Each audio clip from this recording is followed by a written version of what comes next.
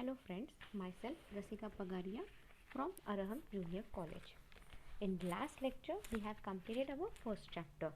In that first chapter we studied about the Plato, philosopher Plato. We studied his views, we studied his concept about philosopher and all. In this chapter we'll be studying about Aristotle. You have heard this word Aristotle and all. Now we'll be studying about him in this chapter. The Greek philosopher Aristotle made significant and lasting contribution to nearly every aspect of human knowledge, from logic to biology to ethics and aesthetics. See, Aristotle was a Greek philosopher, right? He made a more remarkable contribution in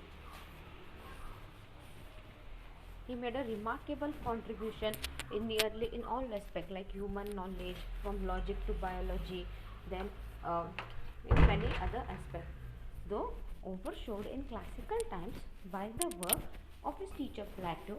From late antiquity through the Enlightenment, Aristocratic surviving writings were incredibly influential. Aristotle का teacher कौन था? Plato was his teacher, right? He studied many things from his teacher, which led to enlightenment in the life.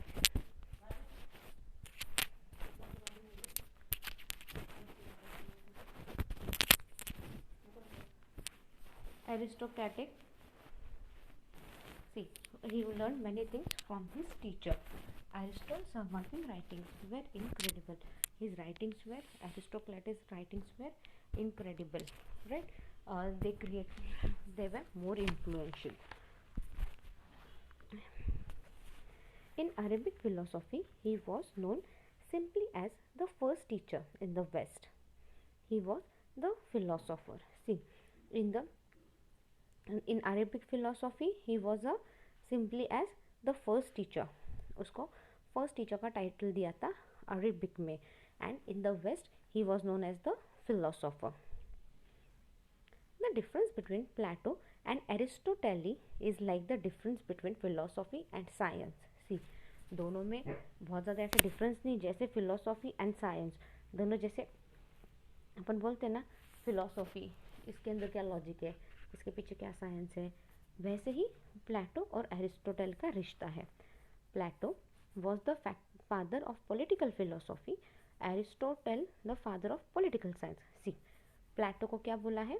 Plato was the father of political philosophy and Aristotle the father of political science. The former is a philosopher, the latter is a scientist. See, former follows deductive methodology, the latter inductive one, right? See, what Aristotle did, he was a philosopher, latter is a scientist, and he follows various methodology, and he conducted various programs. Then biography of Aristotle. Aristotle was one of the most important Western philosopher in history. See, Aristotle was one of the most important philosopher in history. A student of Plato, Aristotle tutored Alexander the Great. See, Plato का student था Aristotle, and he followed the Alexander the Great. He later went on to form his own Lyceum, that is school in Athens. See, Aristotle ने क्या किया बाद में? उसने उसका खुद का स्कूल बनाया एथेंस में, where he developed important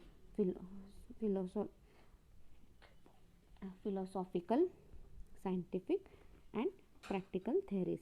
See, फिर बाद में उसने अपना खुद का स्कूल बनाया जहाँ पे उसने क्या डेवलप किया? He developed important scientific, he did many practicals, then he studied scientific methods and all, and he did many great works over there.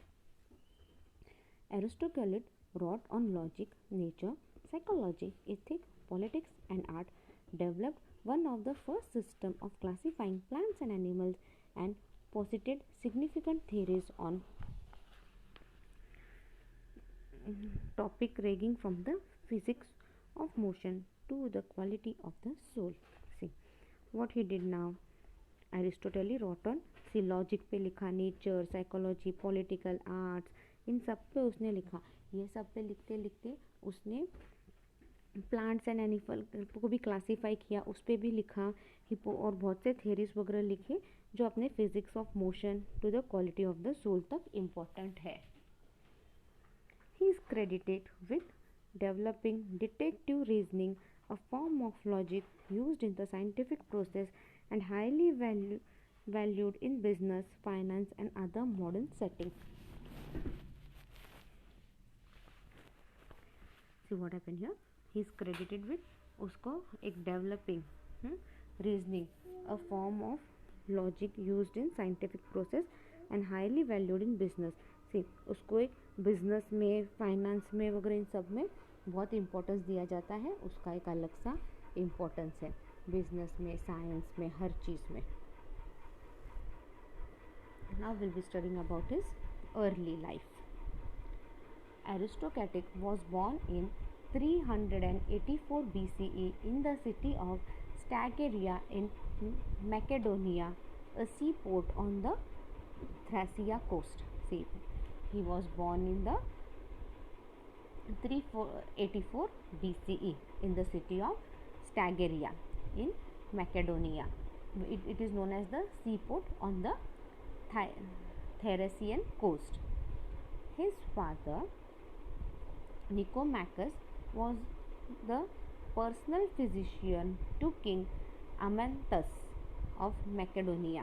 See, उसके जो फादर थे, एरिस्टोटेल का जो फादर था Nicomachus, he was a personal physician.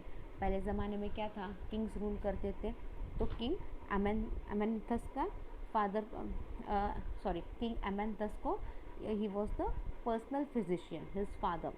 एरिस्टोटेलिस के जो father थे वो पर्सनल फिजिशियन थे to king Amyntas. Nicomachus died while aristocratic was still young. See कब मरे, एरिस्टोटेली के फादर कब एक्सपायर हुए, when Aristotle was a young, he was not too grown up, वो छोटे ही थे तब उनके फादर एक्सपायर हो गए.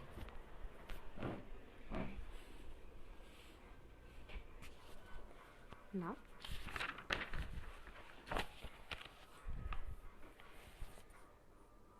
so he came under the guardianship of Proxenus.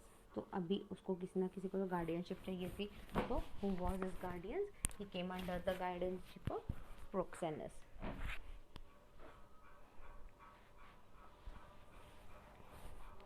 He was Procnus who sent Aristotle at the age of 17 to complete his education in Athens. See, Proclus जो उनके guardian बने थे, उन्होंने ही एरिस्टोक्रेटिक को एथेंस भेजा था at the age of 17 to have his education. Upon arriving in Athens, Aristotle attended the institution of philosophical learning known as the Academy, which was founded by Socrates' pupil Plato, where he stayed until Plato died in 347. See, अब वो Athens तो पहुंच गया. Aristotle, what happened? He came in the Athens and he joined an institution of philosophical learning. It is known as the Academy, which was founded by Socrates' pupil Plato, where he stayed until Plato's, जहाँ पे वो रुके जब तक प्लेटो की death नहीं होती, in 347. Aristotle was an outstanding pupil and soon began giving his own lecture on rhetoric. See, Aristotle क्या था, वो एकदम outstanding इंसान था. He was an outstanding person and soon he began to give his own lecture on rhetoric. Despite his impressive reputation, however, Aristotle often disagreed with Plato's idea. The result was that when a successor of Plato was selected, Aristotle was passed over in favor of Plato's nephew Sapsippus. See, अभी Aristotle और Plato दोनों के view match नहीं होते थे. Although we know Aristotle was more intelligent, right? Aristotle भी बहुत होशियार थे, बट उनके और प्लेटो के क्या थे, आइडियाज़ बहुत जगह मैच नहीं होते थे, दोनों एक दूसरे से बहुत डिसएग्री करते थे। इसका रिजल्ट क्या हुआ, जब आपको कोई आपका टीचर सेलेक्ट करना था तो क्या हुआ, प्लेटो को उसने सेलेक्ट नहीं किया, उसने प्लेटो को नेफ्यू जो था सैप्रैक्टियस उसको सेलेक्ट किया। Okay, he became his teacher. With no future at the academy, Aristoteles was not at loose end for long. अभी उसको दिखने लग गया एकेडमी में अपना कुछ बहुत अच्छा फ्यूचर दिख नहीं रहा है। एरिस्टोटेलिस ने फिर भी उम्मीद नहीं छोड़ी। Hermias, ruler of Athens and Assur in Mysia, issued an invitation for Aristocles to join his court. See, Hermes ये क्या था, रूलर ऑफ एथेनियस था। ये जो रूलर था ना एथेनियस का, उसने प्लेटो को इनविटेशन दिया कि come in my court, come in my area. Aristotle remained in Mysia for 3 years, during which he married the king's niece Pythias. See, Aristotle, now what happened? He remained, जहाँ से उसको इन्विटेशन आया था Mysia से, he stayed in Mysia for 3 years and after that उसी वक्त उसने king की नीस जो थी पैथिसिया, उससे उसने शादी भी कर ली। At the end of 3 years, Hermes was attacked by the Persian, leading Aristotle to leave the country and head to the island of Lesbos. See, अब वो हेरेमस में रह रहा था, हेरेमस में क्या हो गया, पर्सियन लोगों ने अटैक किया एंड द पर्सियन वोन ओवर देयर। उसका नतीजा क्या हो गया, एरिस्टोक्रेटस को कंट्री छोड़नी पड़ी और वो आइलैंड ऑफ लेस्बोस पे लेने चले गए। Now aristocratic and Alexander the great. In 334 BCE, Aristocles received a request from King Philip II of Macedonia to tutor his son Alexander. अभी in 343 BCE Aristocles क्या हुआ, he received a request from King Philip II of Macedonia to be the tutor of the son Alexander, क्योंकि मेरे बेटे Alexander को पढ़ाओ बोल के मैकेडोनिया ने उनको रिक्वेस्ट किया। King Philips II of Macedonia ने उन्हें रिक्वेस्ट किया कि he should be a tutor of his son Alexander. Aristoteles agreed to the request, spending 7 years working closer with the young man who would later become the famous Alexander the Great.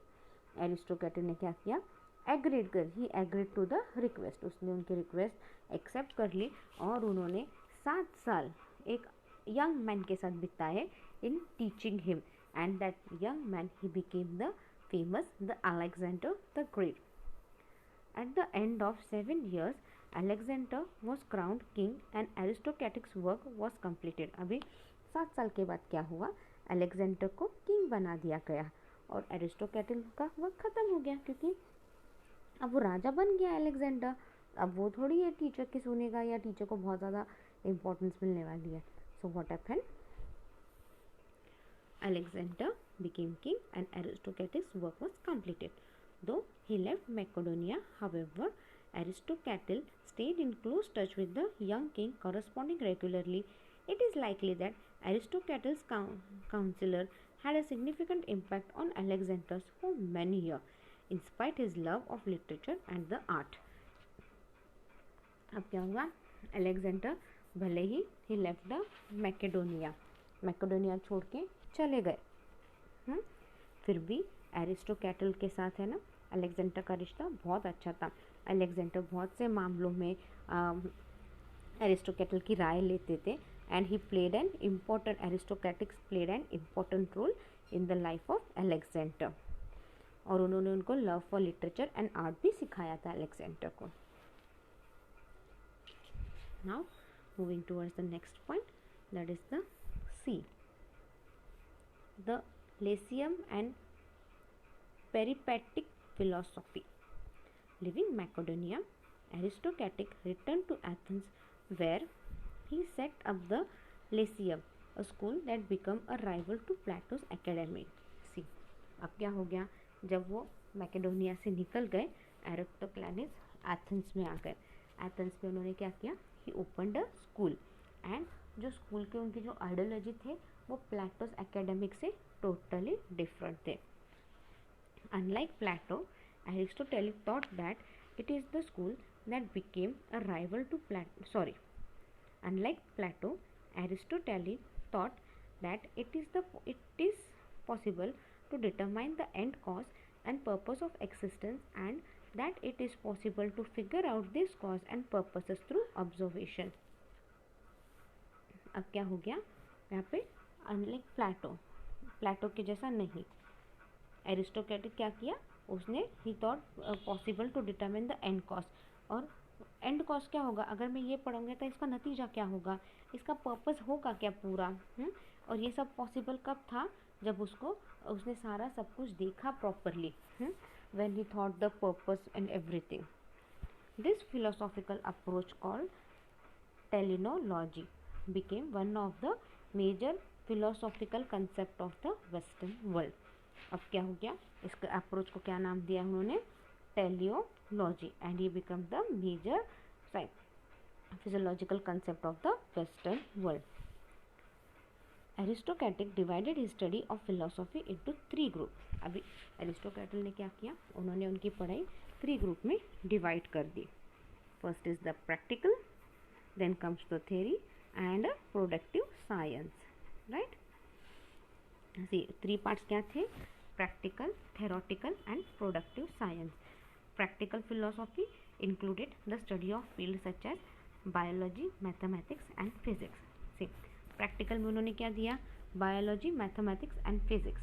Biology, आज अपन flower देखते हैं. अपन अगर आप flower को deeply study करो, एक एक petal निकाल के सब करके, तो उसके अंदर बहुत सा है आपको पढ़ने को. So he studied biology, mathematics and physics. Theoretical philosophy included metaphysics and the study of soul. अब practical में क्या आ गया? Biology, mathematics and physics. अब theoretical philosophy में क्या आ गया? Metaphysics and the study of the soul. Like आपको अपनी soul के बारे में वगैरह पढ़ना है. And productive philosophy focused on craft, agriculture and the arts. Now the productive philosophy में क्या आ गया? Craft, agriculture and arts. See, Aristotle divided his study in 3 parts, 3 groups. क्या है? Practical, theoretical and productive. Practical में क्या subject आए? Biology, mathematics and physics. And theoretical में metaphysics and the study of soul. And productive में क्या था? Craft, agriculture and the art. During his lecture, Aristotle would constantly walk back and forth around the Leckmann's exercise ground. See, जब lecture चलते थे तो क्या करते थे एरिस्टोटेल? ही वुड कॉन्स्टेंटली वॉक करते थे, इधर उधर देखते रहते थे सब कुछ अच्छे से चल रहा है कि नहीं. He used to pay attention. This habit became the inspiration to the term peripatetic philosophy, meaning walking around philosophy. और ये जो हैबिट थी उनकी, लाइक सब कुछ देखते हुए इधर उधर देखना, कंटिन्यू सोचना करना, उस हैबिट को उन्होंने बोला है peripatetic philosophy, meaning walking around philosophy. It was during this period that Aristotle wrote many of his most important work which had propounded impact on latest physiological thinking, philosophical thinking. अभी उस वक्त जब वो ऐसे घूमते थे सब देखते हुए करते हुए, तो क्या होता था? तब उन्होंने बहुत अच्छे अच्छे काम किए. वो काफ़ी कुछ सोचते थे, काफ़ी कुछ उनके दिमाग में चलता था. इसकी वजह से क्या हो गया? इसकी वजह से उन्होंने बहुत कुछ सोच के अच्छे से काम होने लग गया था उनका. At the same time he and the student conducted scientific and philosophical research and amended a significant library. उसी वक्त क्या करते थे वो एरिस्टोटेल और उनके स्टूडेंट क्या करते थे? वो लोग साइंटिफिक साइकोलॉजिकल रिसर्च करते थे. They used to go on doing the continue research and they created a significant library. Aristotle continued to lecture at the Lyceum for 12 years. See, एरिस्टोटेल ने क्या किया? 12 साल तक उनके स्कूल में उन्होंने लेक्चर दिए. Finally selecting a favourite student, और उन्होंने अपना एक फेवरेट स्टूडेंट भी चुन लिया. His favourite student was थियोपेरैस्टस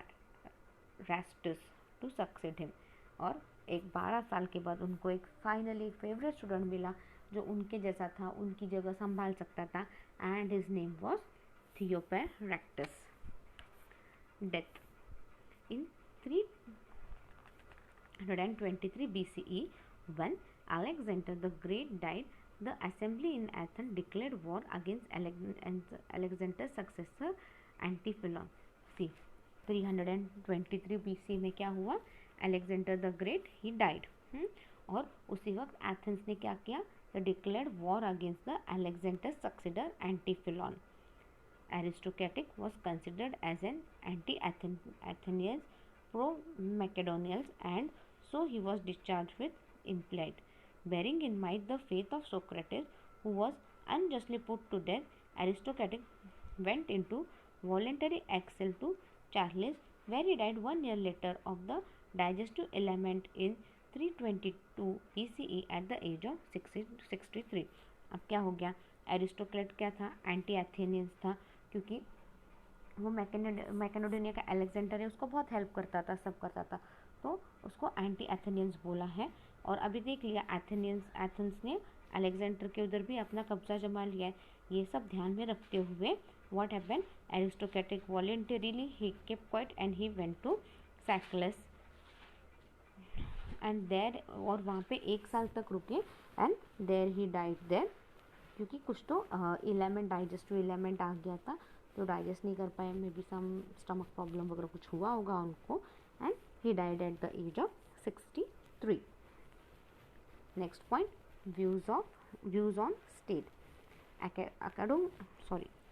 According to Aristotle, the character of the state was determined by the constitution or the polity, and a change in the constitution inevitable lead to change in the states. Aristocrates says that the state is koinonia, but koinonia is embodied in the constitution. See what happened? According to Aristotle, क्या था? The character of the state was determined by the constitution. अपना state कैसा रहना चाहिए, क्या सब, ये सब कुछ अपने कॉन्स्टिट्यूशन में रहना चाहिए. हाँ, अगर कॉन्स्टिट्यूशन में चेंज लाना है तो अपनी सोच में भी चेंज लाना है, और स्टेट में चेंज लाना है.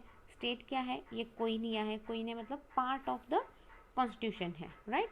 बट ये जो पार्ट ऑफ द ये जो अपन कोइनिया बोल रहे हैं, like it may be some place, but it is the part of the constitution बोला है. In short, he considered the constitution as an important factor which determines the character of the state. In short क्या बोला है? In short, ये constitution जो है, ये one of the important factor है जो character of the state determine करता है. As regards the constitution, he defines it as the arrangement of magistratic in a state, especially of the highest office. As अपने constitution में क्या बोलता है? वो मैजिस्ट्रेसी के लिए क्या एक स्पेशल अरेंजमेंट करना रहता है उनको. क्यों? क्योंकि वो हायर ऑफिसर रहता है. In word of aristocrat's, the polity is an ordering of the polis in respect of its officer and specially in respect of the one supreme over all other, for the supremacy is wherever in the governing class of the polis and the governing class in the polity. अभी क्या हो गया है? अभी aristocratic के word में क्या है? ये पॉलिटी क्या है? Is an ordering of the policy. यहाँ पे पॉलिस मतलब रिस्पेक्ट करना. एक बड़ा ऑफिसर बोला है और उसको सबने रिस्पेक्ट करना चाहिए. क्यों? क्योंकि we plays an important role. और सुप्रीमेसी के लिए गवर्निंग क्लास है जो हर चीज़ का ध्यान रखेगा. So governing class of the polis and the governing class is the polity. He emphasized that the state changes its identity when the constitution changed. अगर आपका constitution change होता है तो आपका state भी change होता है. अगर आप state अच्छे से रखोगे तो आपको constitution भी change नहीं करनी पड़ेगी. अगर state में कुछ changes लाने हैं तो constitution भी change करना पड़ेगा. According to Aristotle, no constitution in the world is either absolutely good or bad, but it is the only comparatively good or bad. See, according to Aristotle क्या है? कोई भी कॉन्स्टिट्यूशन वर्ल्ड का पूरी तरह से बुरा या अच्छा नहीं रहता है, बट अगर आप किसी और के साथ कंपेयर करो तो अच्छा बुरा दोनों हो सकता है.